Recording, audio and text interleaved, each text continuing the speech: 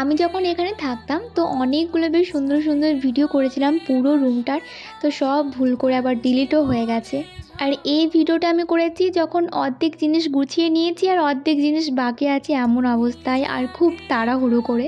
তিথিকে কাঁদিয়ে নিজেও একটুখানি কেঁদে তারপর চাপলাম গাড়িতে। আর এই যে এতদিনের চেনা গলিটা, এটাকেও লাস্ট বারের মতো একবার দেখে নিলাম।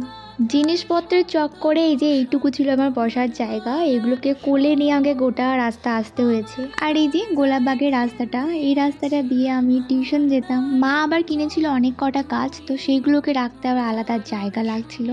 আর এই যে দেখতে দেখতে বোলপুরও চলে এলাম। সেদিন চেয়েছিলাম যেন বৃষ্টি না পড়ুক, কিন্তু তার বদলে এত পরিমাণে গরম ছিল। রুমের ভিডিওটা করা অবশ্য পুরোটাই আমার নিজের জন্যই, যে আমার কাছে যেন এটা থেকে যায়। আর এদিকে দুদিন ধরে প্রচুর বৃষ্টি হয়েছে, সামনের রাস্তাটা শুধু দেখো, মানে এদিকে রাস্তাগুলো প্রায় সব ডুবে গেছে জলে।